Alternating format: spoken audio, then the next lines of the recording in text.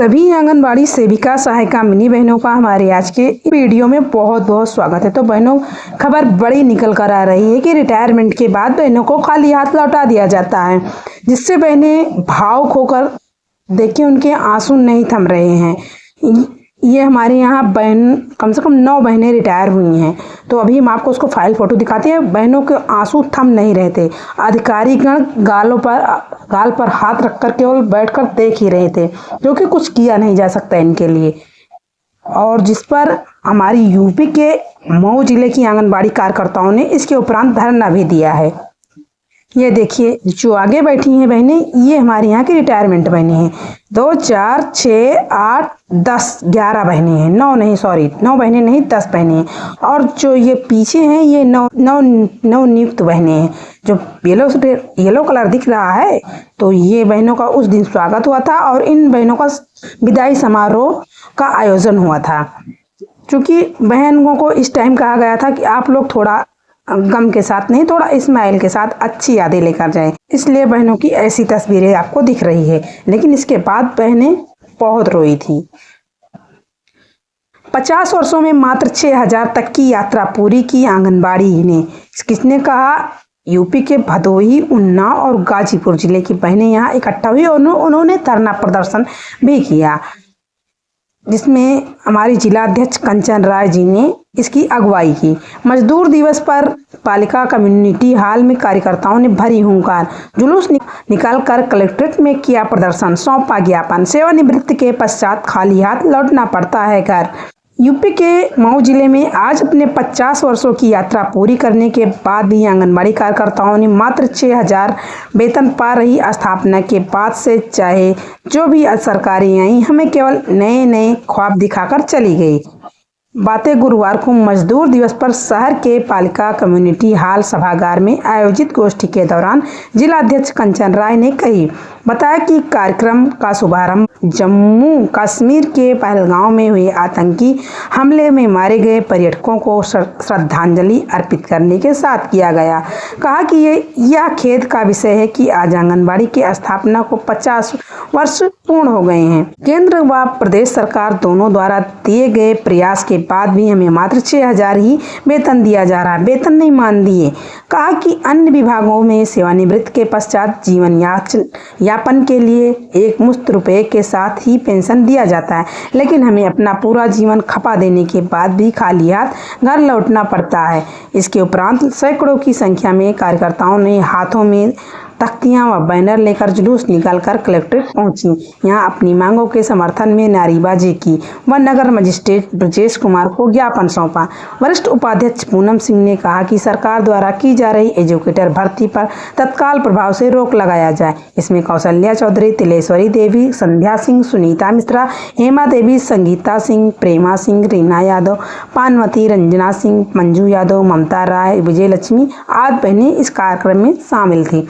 क्योंकि ये सही है कि 50 वर्ष हाफ सेंचुरी पूरी हो गई, लेकिन बहनों को मात्र 6000 रुपये मिलते हैं। सोचिए 50 वर्षों में पता नहीं आदमी कहाँ से कहाँ अगर कमाता कितने रुपया कमा लेता।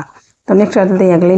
देखिए, पोषाहार में गड़बड़ी करने पर सीडीपीओ, प्रधानाध्यापक समेत 4 के खिलाफ मुकदमा दर्ज। यूपी के अलीगढ़ जिले में आंगनबाड़ी केंद्रों पर मिलने वाले पोषाहार की गड़बड़ी करने पर कोर्ट में शिकायत की गई है। इस शिकायत के आधार पर कोर्ट ने सीडीपीओ और गांव के प्रधानाध्यापक, आंगनबाड़ी कार्यकर्त्री और एक अन्य पर मुकदमा दर्ज करने का आदेश दिया है।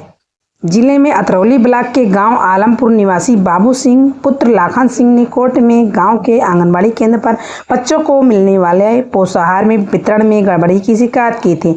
इस शिकायत को कोर्ट ने गंभीरता से लेते हुए सीडीपीओ, गांव के प्रधानाध्यापक और 2 अन्य के खिलाफ पुलिस को मुकदमा दर्ज करने का आदेश दिया है।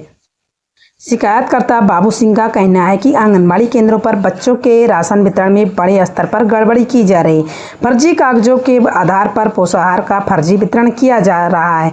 बाबू सिंह ने इस राशन वितरण में गड़बड़ी की शिकायत परियोजना अधिकारी को की थी, लेकिन किसी ने इसकी शिकायत को नहीं सुना। जिला स्तरीय अधिकारियों की बेरुखी और सहयोग न मिलने के कारण बाबू सिंह ने साक्ष्यों के साथ कोर्ट में शिकायत कर दी। पर्याप्त सबूतों के आधार पर मुख्य न्यायिक मजिस्ट्रेट अलीगढ़ के जज ने मुकदमा कायम करने के आदेश दे दिए। कोर्ट के आदेश पर कोतवाली पुलिस ने अतरौली ब्लॉक में नियुक्त सीडीपीओ आशा त्रिपाठी, गांव आलमपुर के उच्च प्राथमिक विद्यालय की प्रधानाध्यापक नीता वैष्णव व गांव की आंगनबाड़ी कार्यकर्त्री उषा देवी और एक अन्य अज्ञात के खिलाफ अलग अलग धाराओं में मुकदमा दर्ज कराया है। और नेक्स्ट बड़ी न्यूज निकल कर आ रही है कि यूपी SSC पेट की परीक्षाएं जो है उसके जो हैं नोटिफिकेशन आ गए हैं, जो कि जो भी बहनों के घर में या बहनें 18 से 35 साल या 46 साल के अंतर्गत जो भी आती हों वो इनमें अप्लाई कर सकते हैं। योगी सरकार ने पेट की वैधता बढ़ाई, नोटिफिकेशन जारी, अब 1 साल नहीं 3 साल मान्य होगा। उत्तर प्रदेश में ग्रुप सी की सरकारी नौकरी के लिए सरकार द्वारा आयोजित प्रारंभिक अर्हता परीक्षा PET 2025 के लिए नोटिफिकेशन जारी कर दिया गया है। इस परीक्षा में शामिल होने के लिए अभ्यर्थी 14 मई से 17 जून तक ऑनलाइन आवेदन फॉर्म भर सकेंगे। उत्तर प्रदेश अधीनस्थ सेवा चयन आयोग द्वारा जारी नोटिफिकेशन में 24 जून तक शुल्क समायोजन एवं आवेदन में संशोधन किया जा सकेगा। इस PET परीक्षा में सफल अभ्यर्थी सरकार द्वारा अगले 3 वर्ष तक सरकारी विभागों में निकाली गई भर्तियों में आवेदन कर सकेंगे। इसका ये देखिए लेटर निकला हुआ है। प्रेषक कुलदीप कुमार रस्तोगी, विशेष सचिव उत्तर प्रदेश शासन का ये लेटर है। सेवा में सचिव उत्तर प्रदेश अधीनस्थ सेवा चयन आयोग लखनऊ, क्रमिक अनुभाग लखनऊ, दिनांक 28 अप्रैल 2025 को ये लेटर निकला हुआ है। विषय द्विस्तरीय परीक्षा प्रणाली लागू किए जाने, विषयक शासनादेश संख्या इतने पर इतने को संशोधित किए जाने के संबंध में। संशोधित से तात्पर्य पहले 1 साल के लिए वैध था, लेकिन अब ये परीक्षा 3 साल के लिए वैध की गई, उसी में थोड़ा चेंज हुआ है। महोदय, उपयुक्त विषयक अध्यक्ष उत्तर प्रदेश अधीनस्थ सेवा चयन आयोग लखनऊ के अर्ध शासन पत्र संख्या इतने पर 9 अप्रैल 2025 का कृपया संदर्भ ग्रहण करने का कष्ट करें, जिसके द्वारा द्विस्तरीय परीक्षा प्रणाली लागू किए जाने के विषयक शासनादेश संख्या इतने पर को संशोधित किए जाने के संबंध में प्रस्ताव उपलब्ध कराते हुए उस पर शासन का अनुमोदन प्रदान किए जाने का अनुरोध किया गया है।